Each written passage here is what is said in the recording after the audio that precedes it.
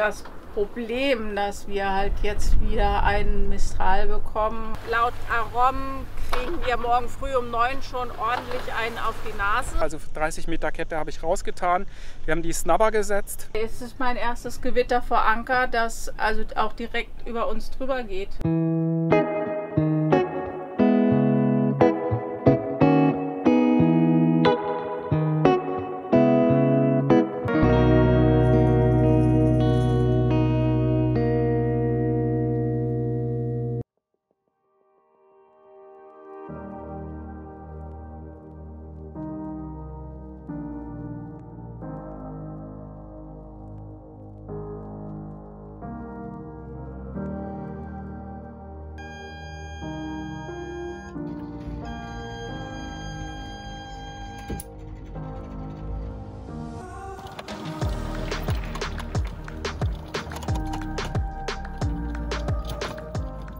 Vor Anker leben hat immer damit viel zu tun, dass man sich ums Wetter kümmert und sieht, wie es sich die nächsten Tage entwickelt. Und wir gehen dazu immer auf die Seite windy.com oder auch auf die App und informieren uns dort. Ich habe jetzt hier einmal rechts im Bild Menorca und einmal links im Bild Mallorca, hier oben mit der Bucht von Pollença.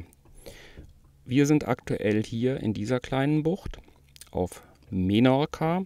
Und dort wird es, wenn ich jetzt zeitlich mal voranziehe, bis auf Donnerstag, dann sieht man, das wird hier ziemlich ungemütlich. Das färbt sich nämlich rot und wir werden Windböen bis 27 Knoten haben. Das heißt, dass die ganze Nordküste von Menorca sich nicht mehr zum Ankern eignet. Es gibt wenige geschützte Buchten, hier zum Beispiel und hier Mahon, aber die werden jetzt extrem voll sein. Wir sind Mitte August und das wird auch die Südküste dann beeinträchtigen, weil alle Boote, die auf dem Norden sind, dann auf die Südküste fahren und dort ist es eh schon extrem voll, jetzt schon. Deswegen haben wir uns für einen anderen Weg entschieden.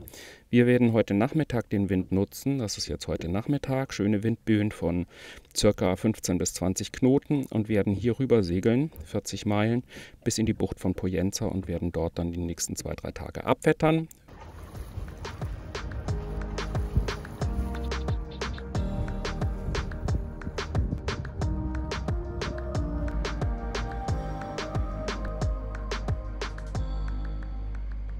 Man könnte sagen, wir flüchten vor Menorca, aber ungern.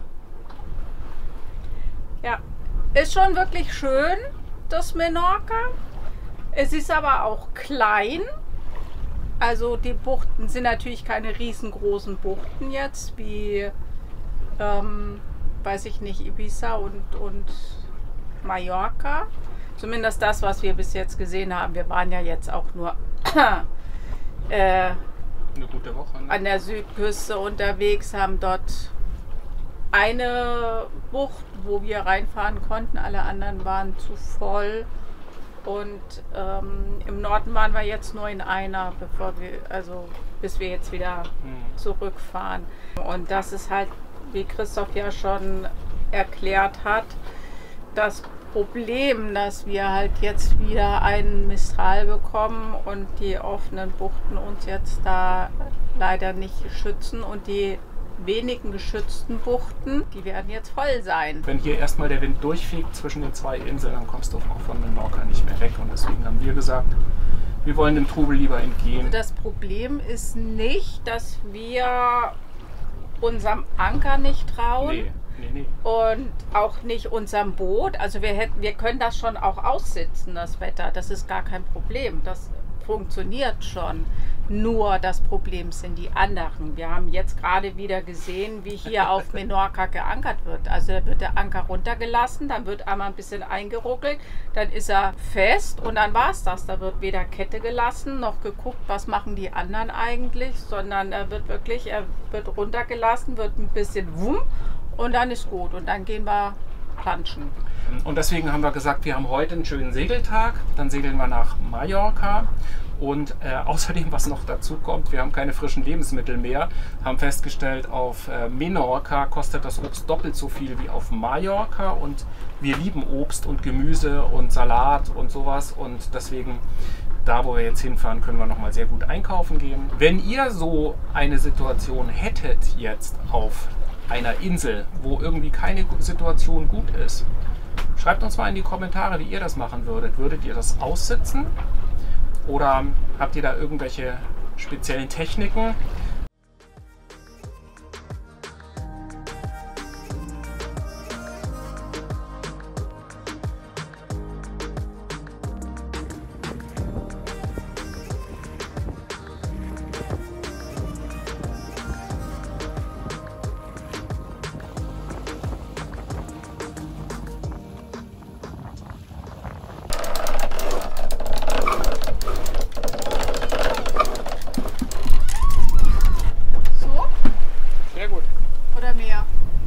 Nee, ist gut. Ich glaube, der ist gut. So auf lassen oder weiter auf? Nee, ich gib mal an der grünen Leine ein bisschen lose, dass das bauchiger steht. Ach, jetzt doch locker. Ja, ein bisschen. Ja, so ist gut. So? Ja. Aber es läuft besser, als ich dachte. 5,5 Knoten. Naja, der stimmt ja nicht. Das sind ja 4,5 in Wirklichkeit. Der misst ja immer ein bisschen zu viel. Ich weiß nicht warum. Ist zu sauber. Ist zu sauber. musste was reinschmieren.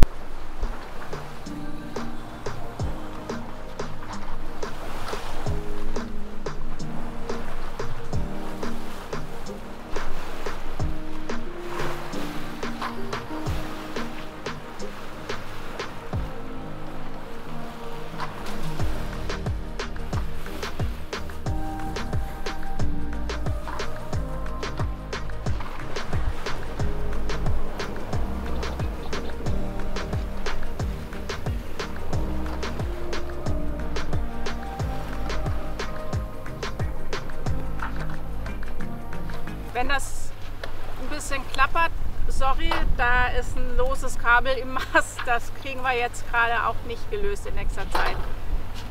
Wir hatten bisher Champagnersegeln, das war wunderschön. Wir sind auf dem Weg nach Mallorca, alles gut. Haben gerade eben noch mal in den Wetterbericht reingeguckt und festgestellt, dass der Wind sich ein bisschen verändert hat und noch mal deutlich stärker wird, als wir das heute Morgen so gesehen haben. Es gibt ja zwei Modelle. Das eine ist Arom und das andere ist ECMWF, die für hier die Gegend ganz passend sind. Es ist immer entweder das eine oder das andere und die Wahrheit liegt irgendwo dazwischen. Und laut Arom kriegen wir morgen früh um 9 schon ordentlich einen auf die Nase in der Bucht.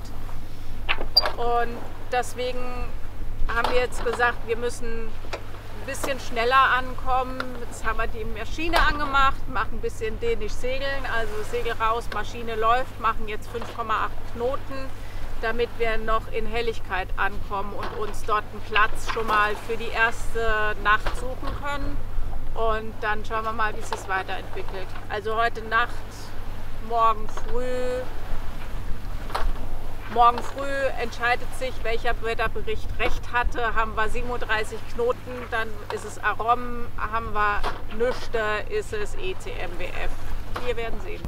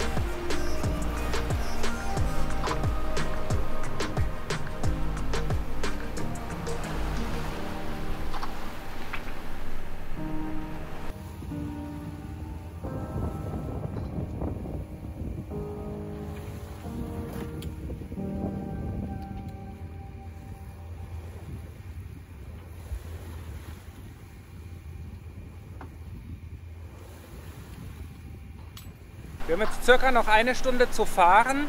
Ich habe vor wenigen Minuten sowohl Besan als auch Genua weggenommen. Die hatten wir ja noch als Unterstützung, weil wir 15 Knoten Wind haben. Mittlerweile hat sich auch eine ganz nette Welle aufgebaut, so circa 0,8 oder sowas. Und hinter mir ist Kap Formentor. Das ist ja die nordöstlichste Spitze von der Bucht von Poyenza.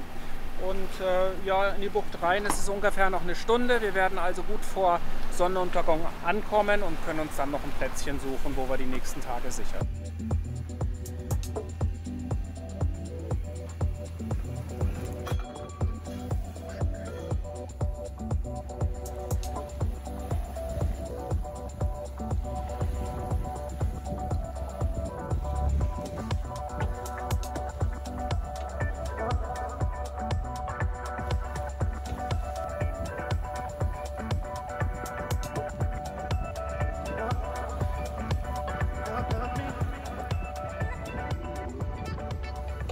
So, wir sind in Port Poyenza angekommen. Hinter mir steht ein kleines bisschen vom Besan als Windfähnchen, damit das Boot immer schön im Wind steht. Wir haben hier von vorne die kleine Landzunge und hinter uns einen Hügel. Und da ist die kleine Landzunge mit dem Leuchtturm drauf. Und wir werden später von hier, also von hinter mir, starken Wind bekommen. Morgen früh um 4 vorausgesagt Böen bis über 40 Knoten. Ich glaube aber, dass wir hier, wo ich jetzt stehe und wo wir liegen, nicht so viel abbekommen, weil man sieht das ja, hier ist ein Hügel. Da vorne ist ein kleiner Einschnitt und hier ist ein großer Einschnitt. Ich nehme an, dass das meiste hier zeitlich vorbeigeht. Auch deswegen liegen wir hier. Und wenn wir uns morgen mit den starken Böen drehen, dann liegen wir in der ersten Reihe. Dann haben wir niemanden, der auf uns zudriften kann. Deswegen habe ich diesen Platz gewählt. Aber es wird 2-3 Tage relativ zur Sache gehen mit dem Wind. Insofern kann es sein, dass wir dann im Laufe der Zeit dann doch falsch liegen. Aber ich glaube, wir haben immer noch einen ganz guten Platz. Es gibt im Moment noch relativ wenig Boote um uns herum. Das wird sich aber noch ändern. Es kommen dauernd Yachten rein, die sich noch festmachen wollen. Und wir haben jetzt 25 Meter Kette auf dem Grund. Und die Wassertiefe ist nur 4 Meter, also 30 Meter Kette habe ich rausgetan. Wir haben die Snubber gesetzt und zusätzlich habe ich noch Kette rausgelassen. Die hängt jetzt in der Bucht zwischen den Snubbern runter.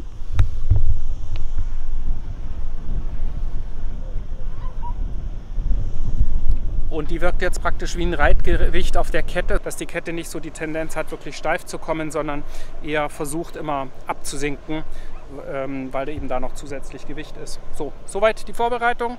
Alles verzurrt, alles wetterfest gemacht. Wir haben auch alle Fender draußen, wie wir das gerne machen, wenn wir ankern.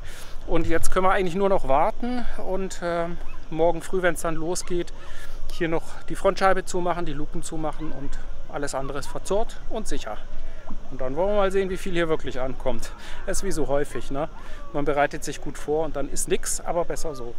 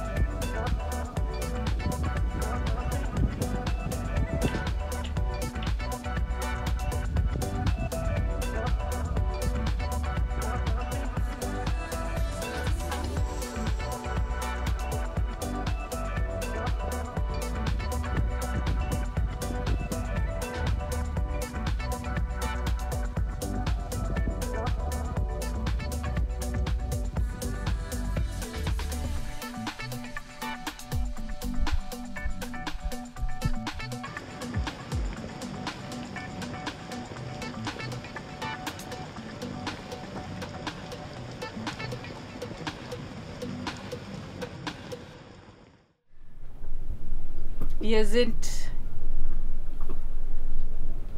hier zum Schutz vor dem Gewitter. Gewitter sollte ja gestern Nacht schon kommen. Da hat Christoph ja ein bisschen aufgenommen. Es war Gewitter, aber es ist nicht bei uns.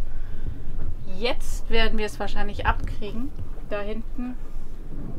Das ist das, was hier rüber zieht. Der Wind kommt aus der anderen Richtung und das Gewitter ist da. Man sieht da auch schon die Blitze hier hinten.